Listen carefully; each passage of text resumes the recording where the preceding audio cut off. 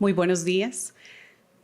Sean muy bienvenidas y bienvenidos a la Sala Cuyel de la Escuela de Artes Musicales. Mi nombre es Elvia Amador, soy subdirectora y docente de la Escuela de Artes Dramáticas, docente también de la Escuela de Estudios Generales, e investigadora del Instituto de Investigaciones en Arte que nos convoca hoy. El día de hoy seré la maestra de ceremonias en este festivo encuentro.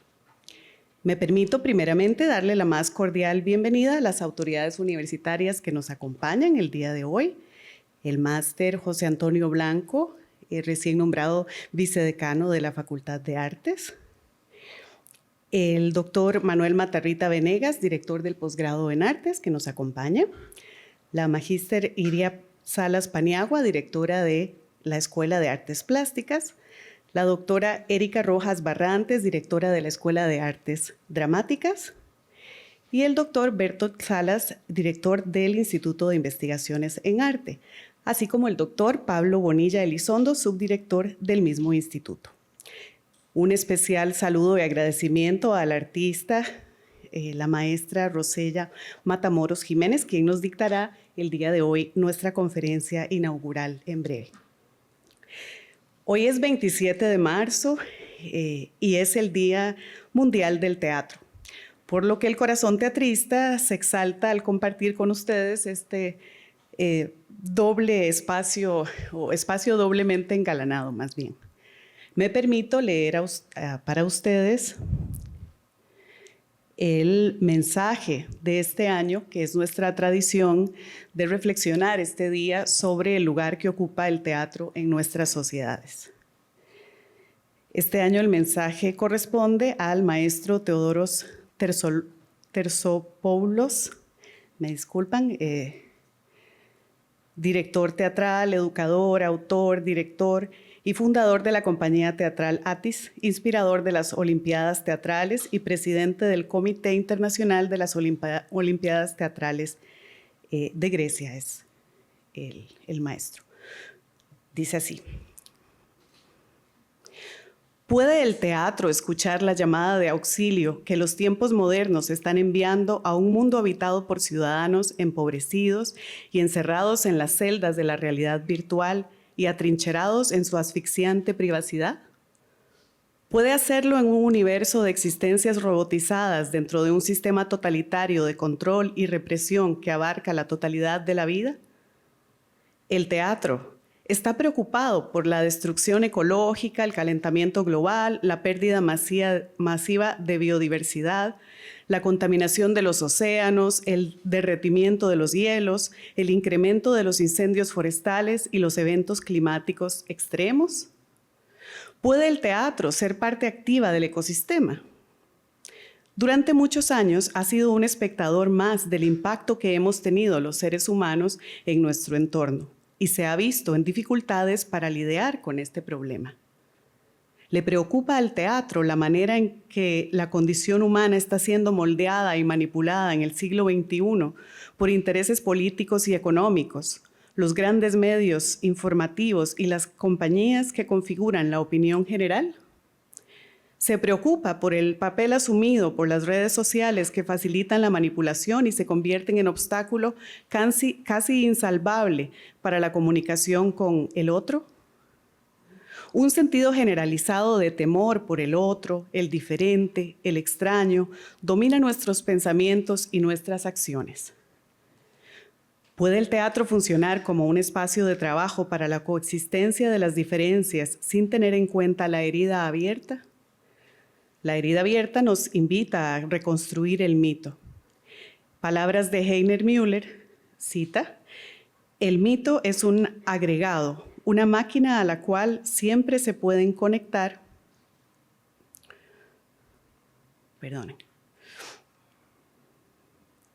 siempre se pueden conectar diferentes máquinas.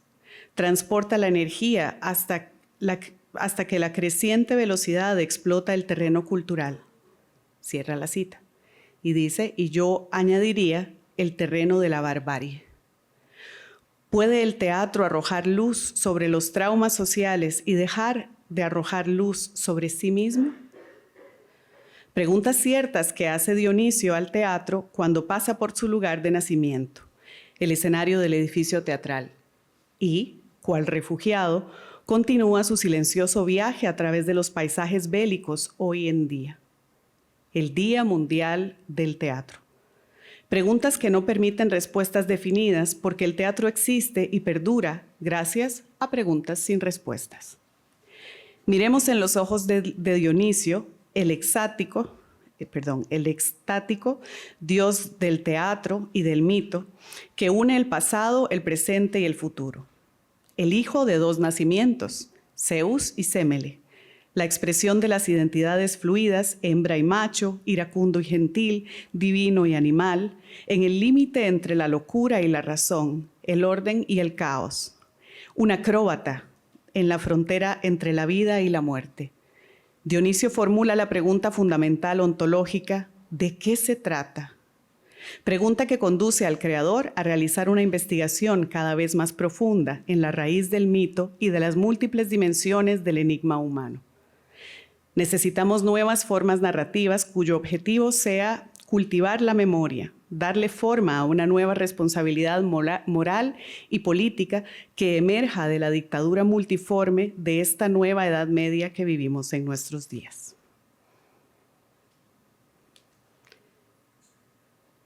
Feliz Día Mundial del Teatro, larga vida al teatro. A continuación, el doctor Berto Salas Murillo, director del IARTE, realizará la presentación de las actividades que son parte del trabajo anual del Instituto. Adelante.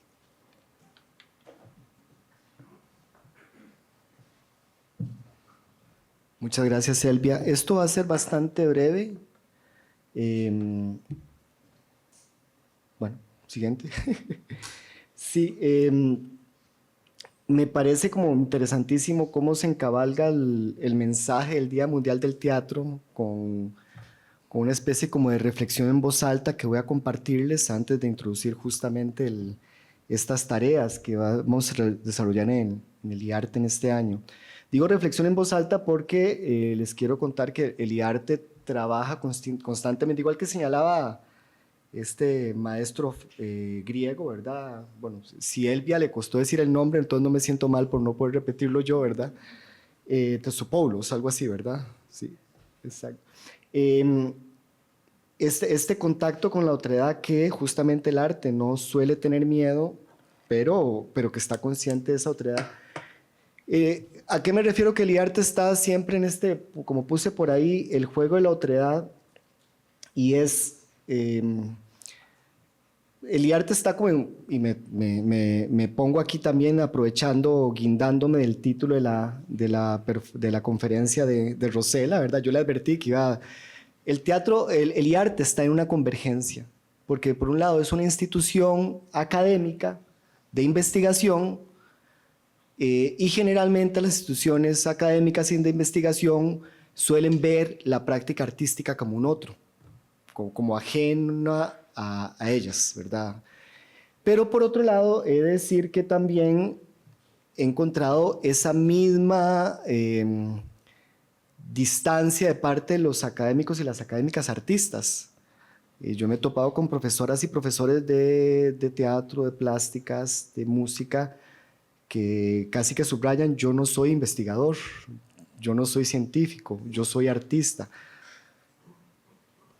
A mí me parece que en los dos casos, primero hay que quitarse un poco el miedo a que el artista sea investigador, y un poco también a que la investigación académica formal no tenga miedo justamente a las oportunidades que brinda el arte, porque el arte también es una vía para la captación de conocimiento. Entonces, en esa convergencia es que está actuando el IARTE, tratando de encontrar, digamos, de alguna manera lo mejor de cada una de estas ramas del conocimiento y del hacer humano, ¿verdad? Entonces, en busca de convergencia les voy a contar una serie de cosas que vamos a hacer durante el año muy brevemente. Pasamos a la siguiente, por favor. Primero quiero hablarles de las actividades que son... antes de las actividades, algo sobre cómo el IARTE está trabajando esta convergencia El IARTE tiene algo más de 10 años. Desarrollamos investigaciones que se gestan en nuestra facultad, pero también más allá, es decir, no solamente la Facultad de Artes, que está conformada por 3 escuelas, ¿verdad? Cuando digo que vamos más allá, es que actualmente tenemos proyectos de profesores y profesoras de estudios generales, de comunicación colectiva, de física, de química, de matemática, de microbiología. ¿Qué hace esta gente investigando en arte? Bueno, pues en realidad hay cosas interesantísimas y lindísimas que se están desarrollando sobre el arte o incluso arte, desde microbiología, desde química, etc. Lenguas modernas, psicología, arquitectura y la sede interuniversitaria de Alajuela. Cuando yo estaba preparando esto, lo hice de memoria. Y de pronto dije, bueno, si me está quedando alguna escuela por fuera, en realidad es bueno, porque significa que en realidad es tanta la expansión de pronto, los intereses de investigación en arte, que es un buen signo que en realidad se me olviden todas las diferentes disciplinas que de una u otra manera están participando con nosotros.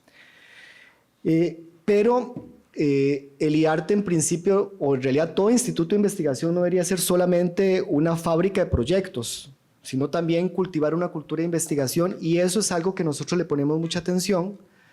Esta conferencia inaugural apunta, es parte de esta iniciativa de tratar de construir una cultura de investigación, que la investigación sea algo de alguna manera natural y que sea parte de la misma formación de nuestras y nuestros artistas. Entonces quiero contarles ahora sí las actividades que tenemos para este año. Todos los años la idea es que desarrollemos cuestiones como los encuentros de investigación en arte que comenzamos el año pasado. Cada actividad como que busca algo distinto. ¿Qué son los encuentros? Es una actividad mensual en la cual invitamos a estudiantes de posgrado a que presenten un avance de su investigación. ¿Por qué? Porque un estudiante de posgrado en arte generalmente no tiene oportunidad de compartir sus investigaciones. Entonces, ese es el objetivo específico de los encuentros de investigación. Es una actividad pública mensual. La próxima es el 9 de abril con un estudiante de maestría que está investigando los templos de la música, los kioscos. Él es más tirando de historia, pero tendremos gente también de plástica, de dramáticas, etc. Este año tendremos ya la que son las onceavas jornadas de investigación en arte en septiembre, con un par de invitados internacionales. Cada 15 días tenemos una exhibición de una película, es el Museomatógrafo, que bueno, tuvimos película ayer, tendremos película el 9 de abril también, etc. En cada película, no es solo la película, sino que invitamos a algún profesor o profesora de la universidad a que la comente desde su área de conocimiento. Hemos tenido gente informática comentando películas de ciencia ficción, por ejemplo, porque nos interesa justamente, y vuelvo a tomar el título, esa convergencia, ¿verdad? Y algo que este año ya se va a empezar a convertir en tradición, un segundo encuentro de investigación escénica que está justamente coordinando aquí Elvia desde la Escuela de Artes Dramáticas. Tenemos proyectos permanentes como es Escena, la revista de las artes, que es una revista que se ha consolidado internacionalmente. Nos llega dichosamente mucho material, mucha publicación, mucha propuesta de publicación, quiero decir, desde afuera. Y tenemos el Repositorio Centroamericano de Patrimonio Cultural. Tenemos un par de productos audiovisuales, algo que es muy creativo, muy sofisticado, que es Artes en Perspectiva. Este es un proyecto de acción social, ya tiene su 7ª temporada, está por estrenar ahorita en abril. Se va a llamar Corpografías Volumen 3. Y por otra parte tenemos la 2ª temporada de Asomos, que ahorita les voy a compartir un tráiler. El objetivo de Asomos es diferente a Arte en Perspectiva. Asomos son entrevistas en torno a procesos de investigación de académicos y académicas de arte de la Universidad de Costa Rica. Y quiero contarles algunas actividades que ya no son permanentes, estas son de cada año, digamos. Quiero cerrar con algunas cosas que también vienen. Tenemos un proyecto que es la Biblioteca Digital de Investigación Artística, la Vidiarte, que nos hemos atrasado por cuestiones técnicas, pero ya este año vamos a estrenarla. La idea es de que tengamos una base de datos con todo lo que se ha investigado en arte en Costa Rica o desde Costa Rica, que eso es algo que normalmente no se tiene y viera lo difícil que resulta para un estudiante de arte hacer una estable cuestión. Entonces, ese es ayudar con esto. Continuamos con las cooperaciones, aquí voy a mencionar algunas. El Museo Calderón Guardia, hacemos un museumatógrafo, pero hemos hecho otras actividades con ellos. El Museo de Arte Costarricense, hemos empezado a digitalizar algunas de sus obras para el repositorio. El Instituto de México en Costa Rica, por ejemplo, esta semana estamos desarrollando el primer encuentro de Mujeres en el Arte. Hoy en la noche tenemos película, mañana tenemos el cierre con performance y presentaciones musicales. Bueno, el Instituto de México, la Alianza Francesa de Costa Rica, que hemos tenido algunas colaboraciones y que de hecho vamos a tener una residencia artística en el segundo semestre del año con un artista francés que viene a Costa Rica a desarrollar obra desde la Universidad de Costa Rica. Y ahí ya eso me permite hablar de visitas internacionales. Si todo sale bien, vamos a tener entre 5 o 6 invitados internacionales el segundo semestre, desde Chile, desde Chile, Colombia, Inglaterra, etcétera, ¿verdad? Que cada visita suponen actividades que se van a desarrollar desde el IARTE aquí en la Universidad de Costa Rica o en San José. Y tenemos nuevos proyectos como son los Cuadernos de las Artes, que es la idea que sea una editorial digital de la Facultad de Artes, y un nuevo laboratorio de investigación creación audiovisual que se va a llamar Entre Artes. Eso es lo que tenemos para este año y para lo que viene, ¿verdad? Es una agenda ambiciosa, pero me parece como muy estimulante. Y creo que lo que seguiría sería el tráiler de Asomos. Empezamos el 3, 2, 1.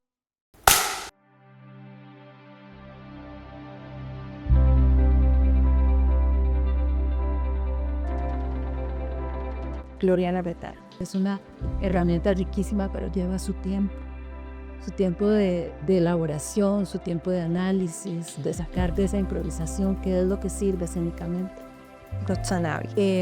No existe un contenido que no requiera una forma, y no existe una forma que le pueda ser la forma para todos los contenidos que hay, contrario a lo que se cree. Entonces, cada vez que haces investigación, estás inventando la forma. Vicente Alpizar. Cada vez que me enfrento, no sé, a la tabla de madera, o a la monotipia, o al grabado metal, o a la litografía, digamos, por poner algunos ejemplos de técnicas, el material, yo empiezo a conversar con el material, digamos, empiezo a proponer cosas, pero el material va a responder desde su propia estética, digamos. Larisa Coto. Del lado mío es como un deber de sentir de que tanto la persona artista se merece que su trabajo se reconozca o su investigación se reconozca. Otro deber con el público de conocerlo y de conocerlo de una manera accesible, no necesariamente desde la academia en un trabajo que tal vez sea muy elaborado, muy árido de leer, sino en un audiovisual que estás consumiendo todo el día TikTok, YouTube y un montón de redes más. Entonces un producto audiovisual hace muy cercano al público esto. Alonso Torres. La metodología tiene que permitir que las personas que evalúan el proceso o que se ponen en contacto con el documento de respaldo que uno hace puedan rastrear qué fue lo que uno hizo de manera explícita. Como me gusta decir a veces, en una creación artística conducida como investigación académica no puede haber secreto profesional. Karina Mora. Tenemos que empezar a buscar cómo contar una historia a través de los sentidos, no solamente a partir de acciones que una persona en el público que sí ve pueda percibir una vez que llega al teatro, sino que tenemos que contar una historia pensando y preguntándonos, bueno, ¿a qué sabe? ¿Cómo huele? ¿Cómo se escucha? Y que son sentidos que a veces por el día a día dejamos de usar conscientemente.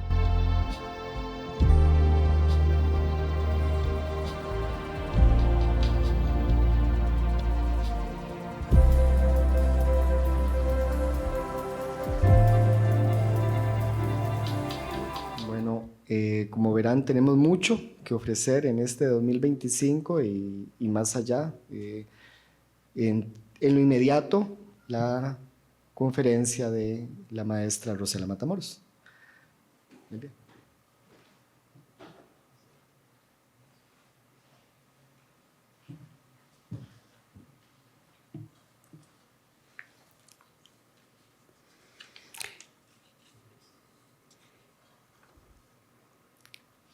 Bueno, para presentarles y poder reconocer cómo merece a la maestra, Les voy a contar un poquito sobre su currículum. Doña Rosella Matamoros es licenciada en pintura por la Universidad de Costa Rica en el año 83. Obtuvo la beca del gobierno francés, École des Beaux-Arts et Arts Décoratifs, de París en el año 88-89. También tiene una maestría en artes plásticas por el George Washington University de Estados Unidos en el 92. Es becada Fulbright también por el mismo país. Contó con la beca Japan Foundation de Kyoto Seika entre el 99 y el 2000 y ha trabajado para el Smithsonian de Washington, D.C. desde el año 88 hasta el 93. Tiene una serie de premios y distinciones importantes, premios nacionales costarricenses como el Aquileo J. Echeverría en el año 98, por la exhibición y performances sobre el otro, el ser y la escena, sí, del Museo de Arte Costarricense. En el 2003, por la instalación y performances La raíz complacida de mi sombra, también del Museo de Arte Costarricense. También cuenta con la participación en Bienales de Venecia 2003, con Mi corazón de ciudad fortaleza, y la Bienal de Venecia del 2017, invitada a performances colectivos con Yelili Atiku y Hannah Halprin. También cuenta con el Premio Pro Artes Escénicas 2010 con El Verbo que Llena, instalación multimedia itinerante y performances del Museo de Arte y Diseño Contemporáneo en Costa Rica. En 2019, la instalación y performances sobre el embarazo adolescente que fue declarado de interés cultural para el país por el Ministerio de Cultura y que se trabaja en el Museo Calderón Guardia. ¿Lo has escuchado? ¿Lo has sentido? También el Premio Nacional Francisco Amiguetti 2020 a la instalación y video performances Nos vemos en el espejo, presentado en el Museo de Arte y Diseño Contemporáneo. En el 2021 contó con la residencia artística Próxima Temporada sobre Cambio Climático, obra video performance El Abrazo, colaboración con el Ministerio de Energía y el el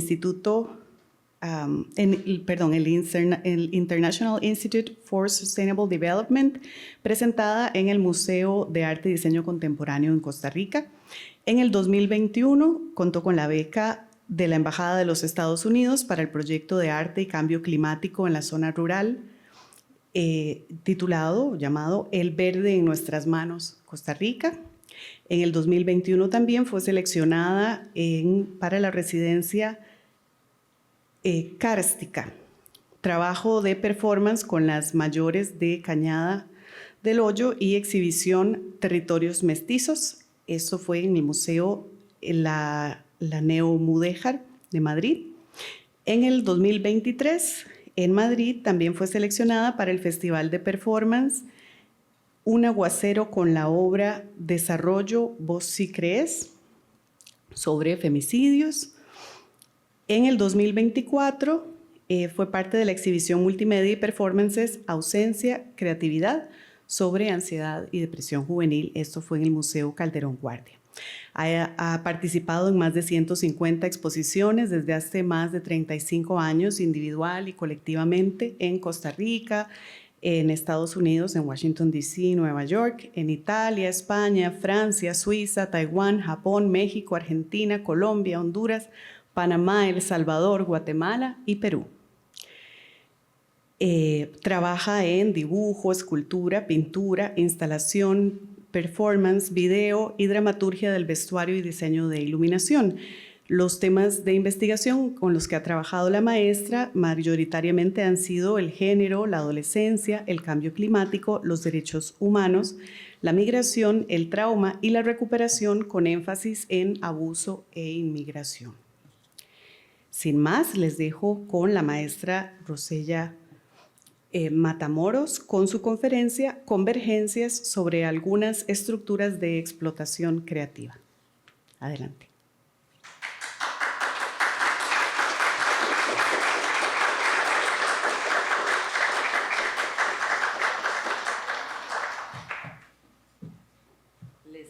agradezco muchísimo la invitación.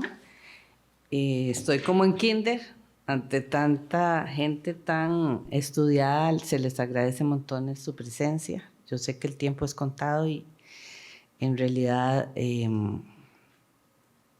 es como un premio para mí. Voy a hacer como un resumencito al inicio. No quiero intelectualizar, más bien explicarles los procesos de cómo se fueron dando y por qué es importante para mí la investigación. Y esto porque don Bertolt me dijo escriba. Pero bueno, convergencias sobre algunas estructuras de exploración creativa. Esta conferencia escribe parte de algunos elementos metodológicos que utilizo para mis proyectos de arte. Por ejemplo, en casi todos mis proyectos recurro a diferentes profesionales, consulto diferentes estudios científicos, sociológicos, antropológicos, arqueológicos, para así completar el tema de diferentes aristas. Y el tema se vuelve un personaje más, la investigación. Busco redondear los proyectos para encontrar información que ayude a estructurar cada uno conceptual y plásticamente y así presentar una exhibición o performance que contribuya socialmente con datos reales. No necesariamente ¿por qué es necesaria la convergencia para que se dé el acto creativo? Bueno, no necesariamente. Sin la convergencia se puede dar el acto creativo. Sin embargo, los intercambios de conocimiento o convergencias, como le pusimos para esta conferencia, han sido imprescindibles en cada uno de mis proyectos para así empoderar la intuición y la creatividad y de esa manera reforzar lo que llamo la estructura.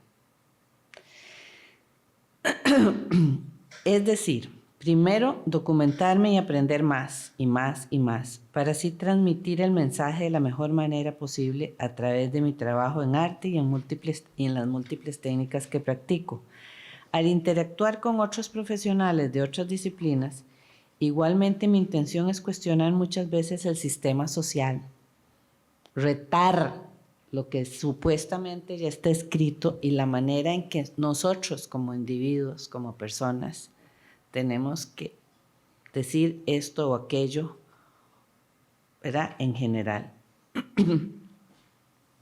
Igualmente, mi intención no solo es cuestionar el sistema social de derecho y hacerle preguntas a los profesionales que entrevisto, porque me interesa usar esos diferentes puntos de vista, esas dicotomías, esa polifonía, para después promover paradoja, dicotomía, metáfora, símbolo, experiencia de vida.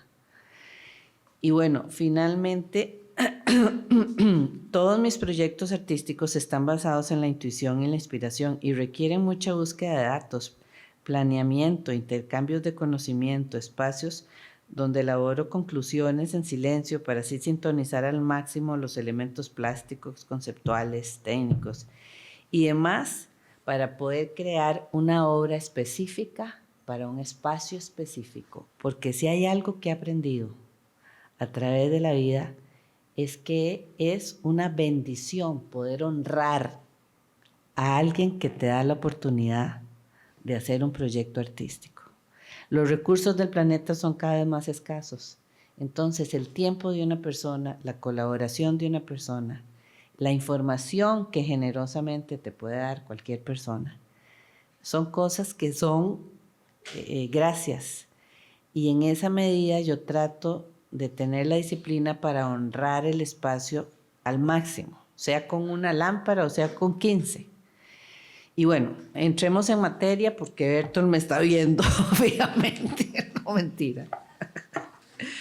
Bueno, voy a presentar 4 proyectos si nos da el tiempo, pero preferí que me sobrara información a dejarlos ahí aburridos. Si quiere le baja el sonido, sí. Este proyecto, Semillas Translúcidas, involucró arte, arqueología, historia y la mujer indígena costarricense de ayer y de hoy. Yo voy a hablar más o menos de los procesos en orden casi, ¿verdad? de cómo se repite la metodología en cada proyecto que desarrollo. Por ejemplo, primero viene la idea, para después escribir el proyecto. Y después, por intuición, ustedes van a creer que no es cierto, ya tengo la imagen. Y la imagen casi siempre termina en ser el logo principal del proyecto. Luego sigue la investigación de documentos digitales, escritos. En este caso fue el INEC, toda la historia de la mujer indígena, hablar con arqueólogos, sociólogos, historiadores también, bibliografía, fotografiar espacios, ir a la selva, entrevistarme con indígenas, entender quiénes son ellas, toda esa mezcla contemporánea que se da versus las religiones que les impostan en las montañas y toda esa tradición que se está perdiendo. Y luego muchos bocetos, decenas, tal vez a veces cientos de bocetos, de cómo ir amalgamando todo ese conocimiento a nivel creativo.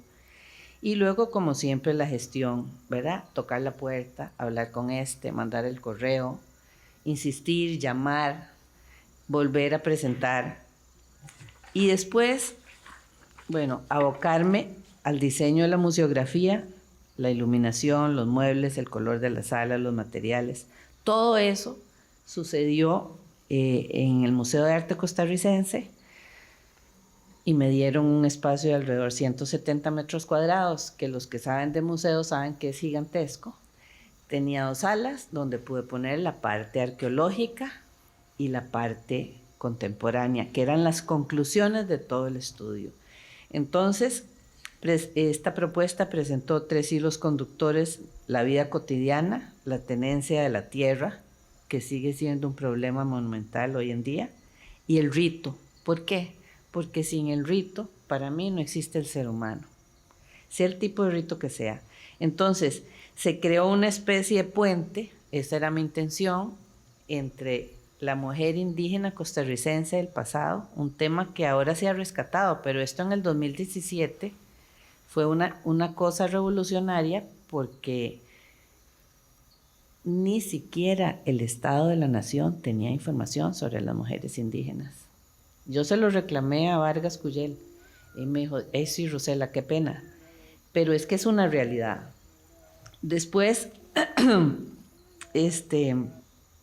resaltar el legado de ellas, colectarlas con Eva, porque la obra contemporánea también intentó eso. No podemos ubicar a la mujer indígena costarricense en un espacio específico, nada más histórico o local. Entonces había una obra de 96 caderas donde era mi intención colocarlas a nivel planetario, ¿verdad? A esa razón ontológica prehistórica.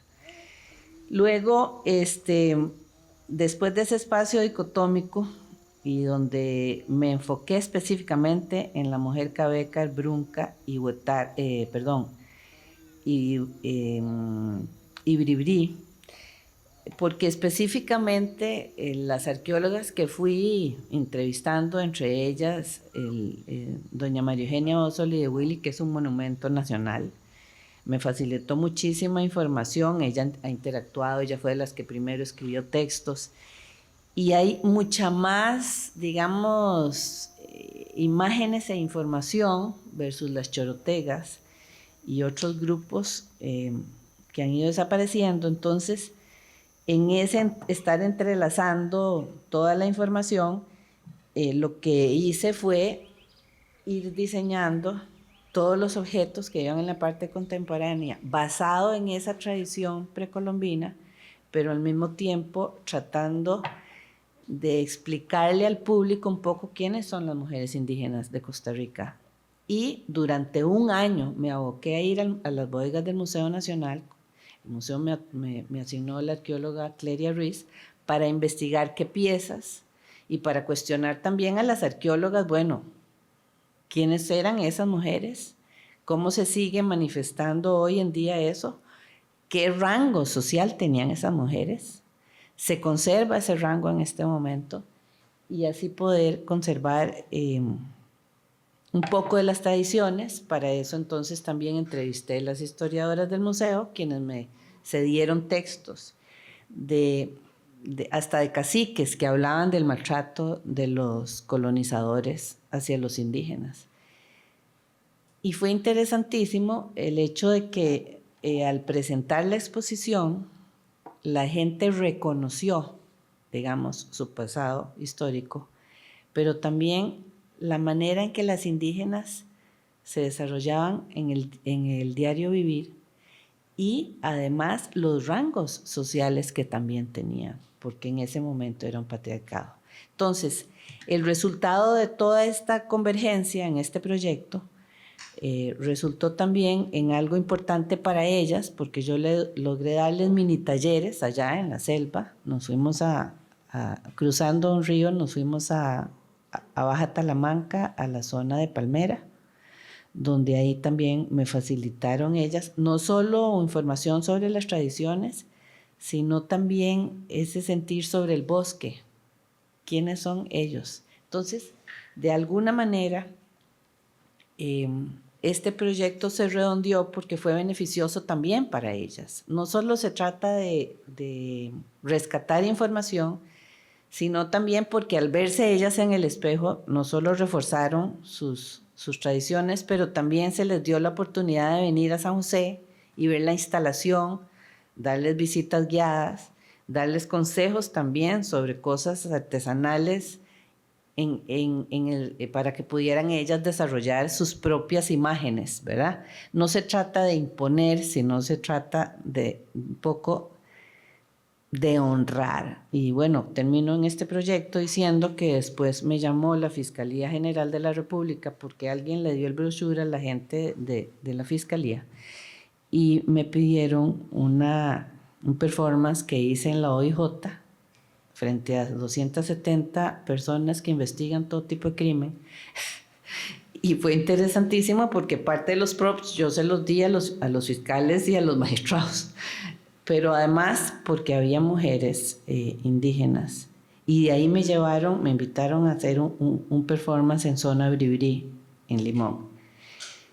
Y a mí se me salieron las lágrimas cuando uno de los mayores del pueblo, después de entrevistarme, ¿verdad? Porque me llevaron allá por 6 horas, yo manejé 6 horas, no era seguro que me dejaran hacer el performance. Cuando la mesa mayor de los mayores me entrevistó, yo les dije, yo soy una mestiza, yo sé que yo no tengo esa línea directa, sin embargo vengo aquí con humildad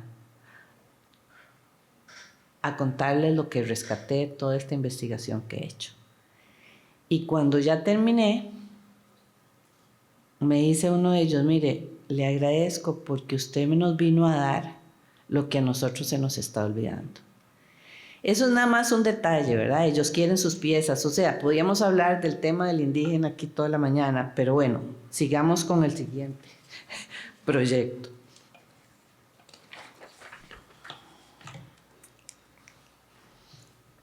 Bueno, este se llama Nos vemos en el espejo, defendemos la institucionalidad. Este proyecto es arte, derechos y deberes cívicos, corrupción, institucionalidad, estado de bienestar. En el mismo barco es el performance que estamos presentando que enseña un poco las partes de la exhibición. Esto fue en pandemia. El museo se cerró el día que pusimos la exposición.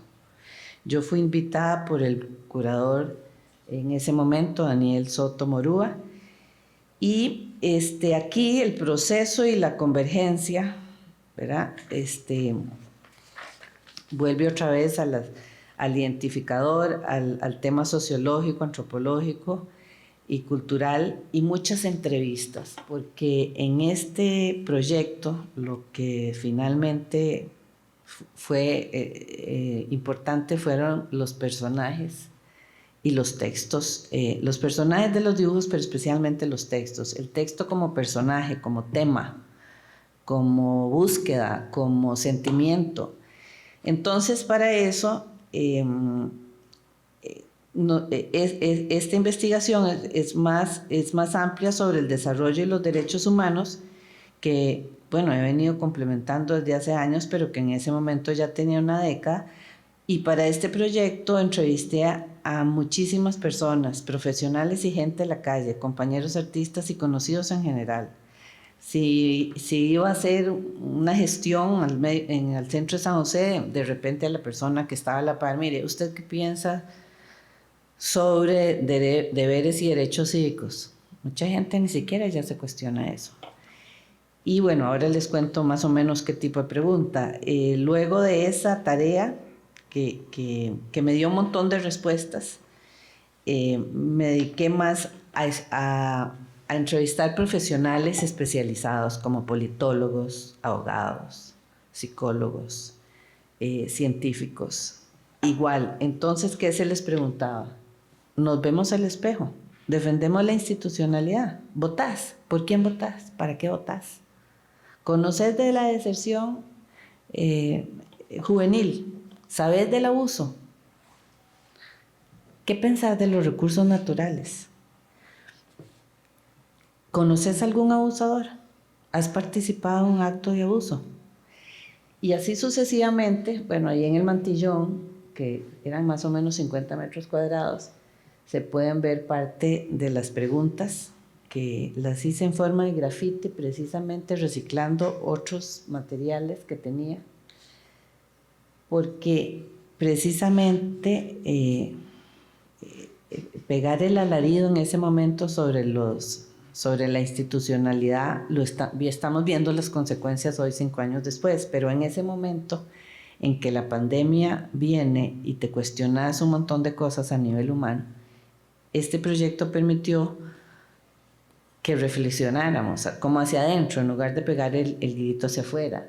Por esa razón también la diferencia con otros proyectos es que pintamos esa banda negra de 8 metros por 1 en la pared para que los pocos asistentes a la exhibición, que ustedes saben, abría y cerraba el museo, entonces fueran escribiendo en la pared también qué sentían en relación a esas preguntas, porque muchas veces, y me pasó con profesionales, doctores o, ¿verdad?, de doctorado, ay, Rosela, nunca me había hecho esas preguntas, me has dejado preocupada o me has dejado con dolor de panza. Y esa era la intención, por eso ella se pone todas las preguntas encima, porque precisamente eso fue lo que yo sentí cuando hice todas estas entrevistas y me di cuenta que la gente, por un lado, no se cuestiona, o por el otro lado, sí, tiene sentido común al contestar las preguntas, pero ¿hacia dónde vamos? ¿Quién es el que manda aquí? ¿A dónde está la estructura? Y luego mucho, obviamente, sobre el estado de bienestar. Eso lo pregunté a varios sociólogos y sí, el texto duele porque esas fueron las respuestas y las preguntas que ellos mismos me ayudaron a elaborar. En este proyecto, como estábamos en pandemia, yo también diseñé una serie de performances que, digamos, se podían pasar por internet y así los distribuimos. El primero se llamó ¿Qué sentís? Era una afrenta directa a toda la estructura del gobierno. Ese todavía no. Sobre ¿qué sentís? ¿Has participado en cuántos megacasos de corrupción? 15, 20, 25. ¿Qué país le dejas a tus hijos? Y entonces era, como no podía haber público, pusimos en el salón del museo arriba, pintamos de negro y estaba pintado, digamos, todo gris, pusimos sillas y yo le puse títulos a las sillas de los supuestos personajes que estaban siendo cuestionados, y entonces con una mascarilla donde no se me entiende, ¿verdad?, lo que estoy hablando, porque eso nos pasó a muchos con la mascarilla, pero eso es lo que nos sigue pasando socialmente. Fui cuestionando: niño, ¿qué sentís? Adulto mayor, ¿qué sentís? Magistrado, ¿vos entendés lo que la gente está sintiendo? Y de alguna manera sacarse esa ira colectiva, porque para mí sentir es la mejor manera de entender y de aprender. Entonces, después de ese, hicimos filmamos del mismo barco, ¿verdad? La confusión, por eso el talco, el cuestionamiento en el piso, la huella, el ser humano. ¿Y tu país? Violencia. ¿Has denunciado a algún abusador? Y es que los deberes y los derechos cívicos se están perdiendo a nivel de la base elemental, ¿verdad? En primaria. Luego está el otro de cómo llegué aquí, que es un performance sobre femicidios. En ese momento estaba la de la doctora Cedeño, que conmovió al país y estremeció a todo el mundo con la tragedia que fue para todos nosotros, mujeres y hombres, que eso sucediera. Yo sé que la Universidad de Costa Rica estuvo tomando el pulso a todo eso, porque ustedes tienen un centro especializado en la Escuela de Psicología que trata de llevar estadísticas. Y bueno, para cada performance igual empecé a buscar estadísticas, entrevistar gentes. Y en este caso la doctora Priscila Echeverría, que es una de las, digamos, profesionales más destacadas en ciencias sociales que tiene esta universidad, me acompañó en ese proceso. Fue muy impactante porque era hablar de la misma Mari Carmen Taxan, que vemos que hasta ahora, 5 años después, parece que ya se está resolviendo algo, pero muchas ni siquiera llegan ahí. Entonces, bueno, ese y el último, como el Museo de Arte y Diseño Contemporáneo, y dando, digamos, honrando la estructura que está alrededor, y como un poco tratando de agarrarme la historia como costarricense en un momento planetario tan horroroso como la pandemia, elaboré el performance que se llama Línea de Vida, que fue hecho en las calderas que tiene el museo detrás, para poder agarrarme un poco de la historia y hacer el comentario ese del susto horroroso que teníamos como especie de extinguirnos. Y bueno, esos están colgados en las redes, todo está colgado en redes si lo quieren ver. Y si quieren, pasamos al que sigue. Ausencia Creatividad es un proyecto, bueno, para los que me conocen aquí, yo llevo 30 años trabajando con adolescentes, generalmente que viven en alto riesgo social.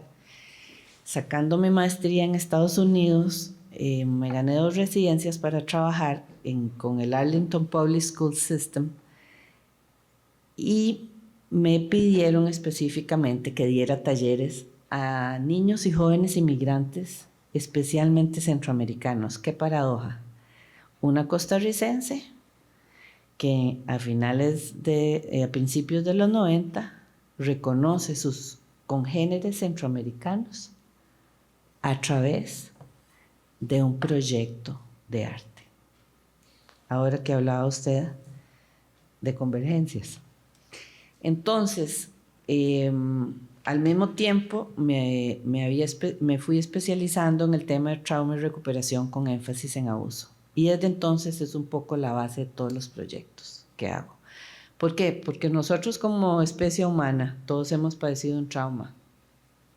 Y siempre hay algo que nos retiene, pero más el trauma cuando no tenés que comer y no tenés techo. En este momento en los Estados Unidos empezaba la ola de migrantes latinos. Estamos hablando hace 30 años casi. Y los norteamericanos, que en ese momento nos honraron, querían entender quiénes éramos. Es una paradoja, si vos hablas de eso hoy, decís, ¿cuál planeta? ¿Cuál país? ¿De quién estás hablando? Entonces me llaman a mí y empiezo a hacer esta serie de talleres que se relacionan con arte, pero que también un poco tratan el trauma. No es arte terapia, no, para nada. Entonces, en el caso, digamos, de esta exposición específica, 30 años después, cuando he trabajado con adolescentes de la cárcel, adolescentes de la calle, adolescentes de clase media, la madre adolescente en alto riesgo social, me propuse por estadísticas después de la pandemia hacer un proyecto que hablara sobre la ansiedad y la depresión juvenil, que es una epidemia en el país, señoras y señores. Y en la América Latina igual, y en el planeta igual. Es decir, cuando la Universidad de Costa Rica saca en el periódico semanario Universidad que el 267% de los suicidios de Palmares han aumentado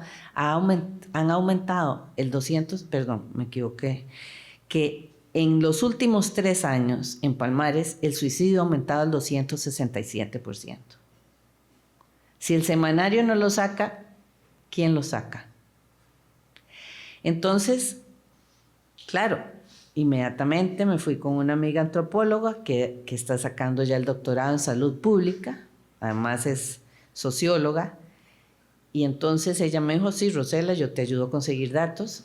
Busqué a la exdirectora del Hospital de Niños, doña Olga Arguedas, otra vez a la doctora Echeverría, busqué a una jueza, la jueza más importante en el Tribunal de Familia del país, del Poder Judicial, busqué entrevistarme con doña Yerma Campos, y ahí me empecé a dar cuenta de lo escalofriante que era más de lo que yo pensé, la situación. Entonces, lo que estamos presentando aquí es un vídeo que yo hice que son las conclusiones. Por eso son las partes de la exposición. Para ese efecto, entonces, era salud, derechos humanos, y más salud y más derechos humanos. Esto, y no lo digo yo, ya lo dicen los scholars, esto es un poco arte como práctica social. Y digamos, mi intención era mostrar un poquito de la fibra cotidiana por la que pasan los adolescentes diariamente en este país. Para eso, entonces, el Museo Calderón Guardia en esta ocasión me otorgó la Sala de las Garantías Sociales, me dio los planos de piso, y con unos paneles que ellos tienen, yo empecé a diseñar una especie de recintos. Yo les mandé ahí el link, pero bueno, si no da tiempo no lo vemos. ¿Y cómo? ¿Por qué? Bueno, porque las 3 fibras principales fueron el abuso sexual directo a menores de edad, de la recolección de estudiantes que pude hacer en esta fundación especialista en abuso sexual, no se presentaron hombres, y eso pasa muchísimo. Entonces, me aboqué a hacer el taller con mujeres.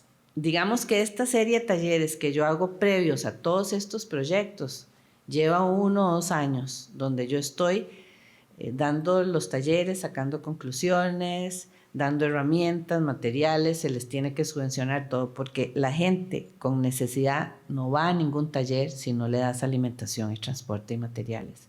Son cosas reales que, bueno, a veces las instituciones gubernamentales no entienden, pero el punto es que para poder entonces llamar a esa población, bueno, hay que hacer ese proceso. Lo otro es, el segundo tema era las redes sociales.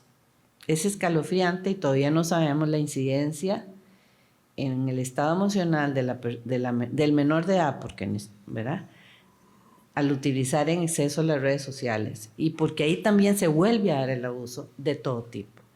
Y la tercera fibra fue la droga, las sustancias psicoactivas. Bueno, entonces para eso ya contactamos al IAFA y ya ellos agruparon una serie de adolescentes en estado crítico, que son los que ellos albergan por 3 meses. Entonces la exposición empezaba con este video que habla de todas las consecuencias, ¿verdad?, de los procesos. El segundo módulo, donde estamos hablando de abuso, no solo abuso físico, y ellas denuncian, ellas logran denunciar, porque yo les digo, estamos hablando también de redes sociales, denunciemos al abusador, porque el sistema las revictimiza, eso ya es conocido, las cuestionan, las culpan. La mujer adolescente siempre tiene la culpa de todo lo que le pasa según el sistema patriarcal. Entonces, toda esa investigación fue también estar entablando conversaciones con ellas para poderlas honrar a ellas de la mejor manera. Y luego los del IAFA, donde ellos también se abren, padres adolescentes de 16 años, por ejemplo, gente que no tiene ninguna expectativa de vida, más que salir adelante, pero las redes de apoyo son mínimas.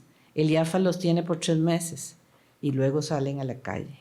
Muy impactante fue para mí porque de todas las estadísticas que había leído y de todos los temas, cuando los del IAFA me dijeron, vea señora, yo quiero que usted tenga claro, algunos no vuelven porque se van del IAFA, pero también porque los matan.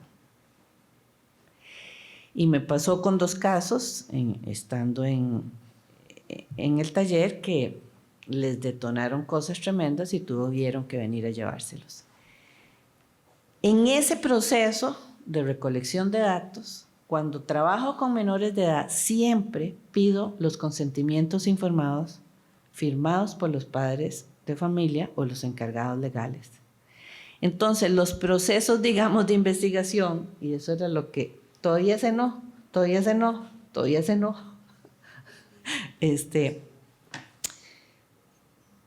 Cuando Bertolt me dijo convergencias y cómo investiga, bueno, ya se dieron cuenta que de todas las aristas posibles, y si me encuentro sentado en la parada de bus a alguien o tomando café y veo que tiene algo de información, igual le voy a pedir conversar conmigo. Pero sobre todo, aparte de intelectualizar todo lo que voy, digamos, leyendo y todas las entrevistas, me interesa más hacer proyectos que hablen sobre la condición del otro. Es aburridísimo ser artista y solo hablar de uno. Pereza. Claro que tu unicidad cuenta, es importantísima. Cuando estás tocando piano, cuando estás escribiendo un poema. Pero creo que es obligatorio. Y hay gente que dice, es que hay que ser artista político. Ay, señoras y señores, no señores, ya somos políticos. Lo que hay es que ejercer la política. Y por eso estos proyectos para mí son fundamentales, porque son, según yo, humildemente, intentos de llamado de atención social. Entonces, la belleza es que al final de que se elaboró todo esto, ¿verdad? Hay una zona que se llama Círculo de Confianza, donde ellos también te devuelven, entonces con objetos de cerámica. Otra en que los mismos adictos a la droga, ellos se confiesan públicamente, es muy sanador. Y hay otra zona donde está un mural de 8 por 2 metros que hablaba de ese proceso, digamos, de todo el proceso, de todos los procesos, porque después se vuelve como un coro polifónico de vidas. Y bueno, estadísticas, los textos de estas profesionales que les mencioné anteriormente, como un tejido también, una cuota de realidad, ¿verdad?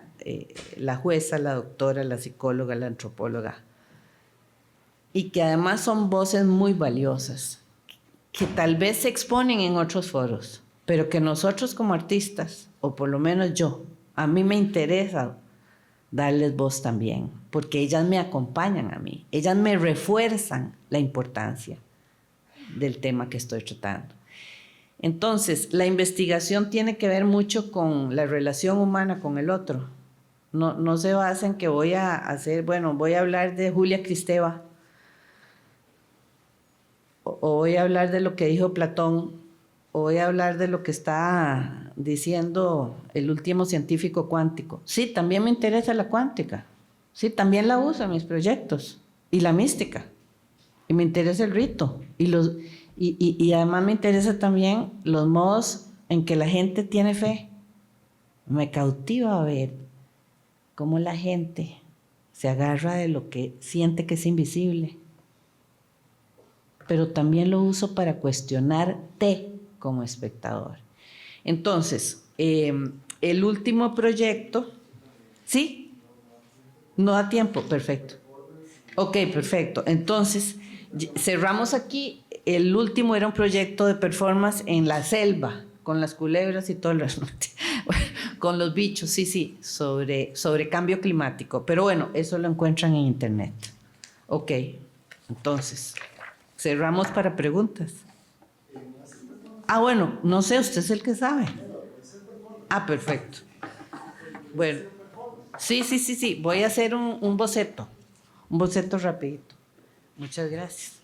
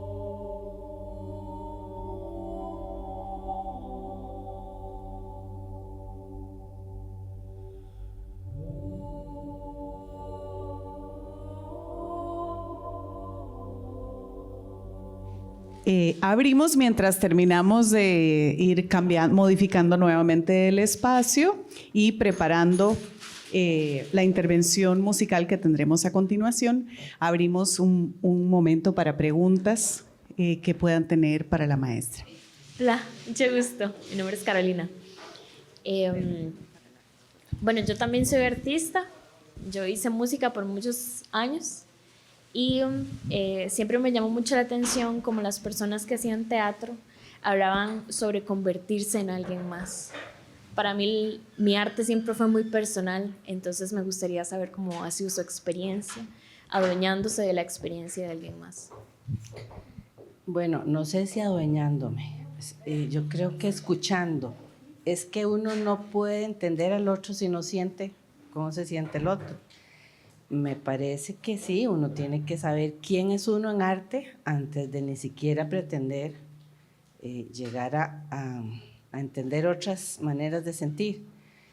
Y en relación a eso, yo creo que la práctica es lo que te va haciendo ese centro más fuerte y te va dando la habilidad de ser humilde, en el buen sentido de la palabra, para reconocer que otros están ahí afuera también, conviviendo con vos en esa realidad. Esa es mi humilde opinión. Sí. Muchas gracias. Yo tenía una duda, digamos que metodológica, y es, ¿alguna vez ha ocurrido que tenés una idea para una creación y empezás a entrevistar a indígenas, a juez, psicóloga, y que encontrás que la idea se cambia de manera importante o incluso radicalmente? Digamos que cuando tengo ya una idea y veo la imagen de lo que puede ser el tema, sí cambia en función a que el proyecto sea mejor, porque en eso también hay que tener humildad. Uno tal vez empieza con una línea específica de investigación y de repente te vas encontrando que la realidad no se adapta en absoluto a lo que vos pensabas que era. O tal vez es tan profunda que decís, si yo hago todo lo que quería, se vuelve un proyecto imposible, no solo de financiar, porque también hay que buscar financiamiento, en eso también se necesita congruencia. Y lo otro es, ¿qué institución puede albergar eso? Entonces, uno tiene que ser muy franco de que si ese no es el espacio, no pasa nada, el espacio va a llegar. Y que lo que sí tiene que tener claro es que lo que vaya a hacer tiene que estar bien estructurado. Si no hay una estructura básica en cualquier proyecto, te lo dice cualquier profesional de cualquier disciplina, no existe el proyecto, básicamente. Gracias.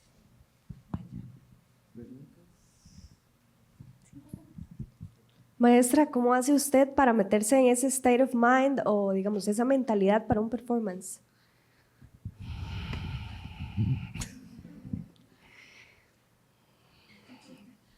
Es una cuestión de concentración, diría yo, de enfoque. Porque, digamos, no crean, yo hablando aquí, jijiji, ¿verdad? Voy y doy una conferencita y de repente tengo que hacer performance. Entro, me quito la chaqueta y los aretes, para empezar, como para no salir tan bonitica. Y después digo, ¿ya? Entonces, ¿por qué cree que hice pa, con los dibujos en el piso? Porque me estoy preparando mentalmente, ¿verdad? Claro, como sabía que era un bocetito, digamos, si hubiera podido seguir, me siento en el regazo de alguien, o cuestiono, o salgo corriendo, vengo, digo un texto, o de repente pido que apaguen todas las luces, porque el proceso de la improvisación es ese, requiere muchísima carne por debajo, parece como, qué viejilla esa.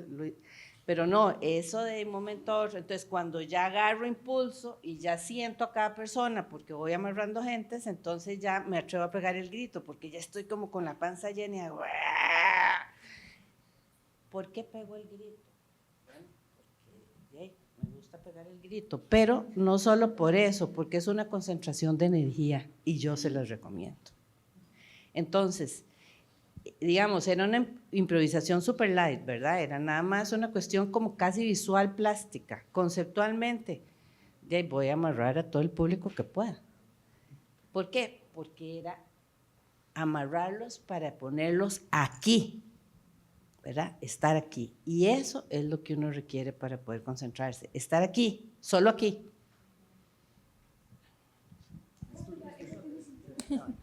Buenos días. Mencionaste que trabajaste con mujeres indígenas, con adolescentes en situaciones de vulnerabilidad. ¿Qué otros grupos de personas en vulnerabilidad ves en tu futura investigación? ¿Qué otras personas quieres investigar? Digamos que cualquiera que esté en vulnerabilidad, ya yo me acerco, porque son los que más me interesan. Realmente los seres humanos que pueden salir adelante, me alegro montones por ellos, pero me interesan más los menores de edad, porque ellos son el futuro, ¿verdad? Entonces, de alguna manera me interesa seguir tratando el tema del adolescente, porque es urgente. ¿Cómo es posible que una persona menor de edad no tenga expectativas de vida, que prefiere tomarse toda la droga posible para morirse lo más rápido posible, porque no cree que el mundo le vaya a dar nada? Entonces, entre más deficiencia en la salud mental tengamos las sociedades, peor nos vamos a poner. Yo digo que mis proyectos un poco son como de prevención, digamos, el del cambio climático igual, en zona rural, de prevención y dar herramientas. Si aparece un grupo de adulto mayor que tiene un caso específico, ¿verdad? Ya entonces uno valora si uno se aboca a investigar ese proyecto. Sí, pero siempre alguien en vulnerabilidad. Digamos, son los que más me interesan. Sí. Gracias. A usted.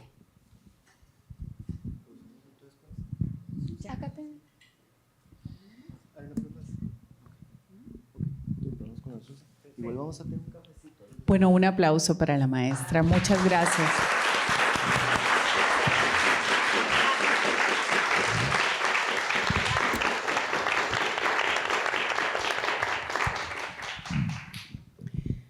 Seguidamente contaremos con una especial presentación musical a cargo de la doctora Susan Campos Fonseca, inspirada en el trabajo del artista Rosela Matamoros. Para ella contamos con la música de Manuel Loaiza en la viola y Virginia Villalobos en el piano.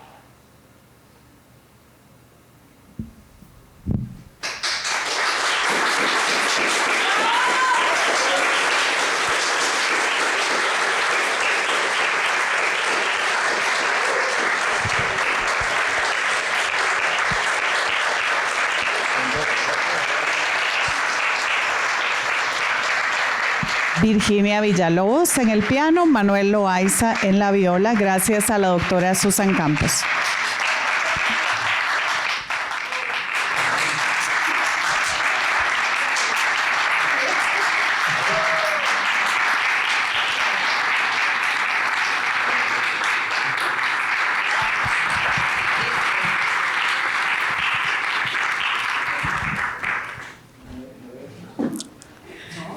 A continuación, les invitamos a acompañarnos, a compartir de una recepción y una amena conversación en el aula 100, aquí al final del pasillo, para cerrar con este encuentro. De parte del Instituto de Investigaciones en Arte, les damos las gracias por ser parte fundamental de esta actividad. Muchas gracias.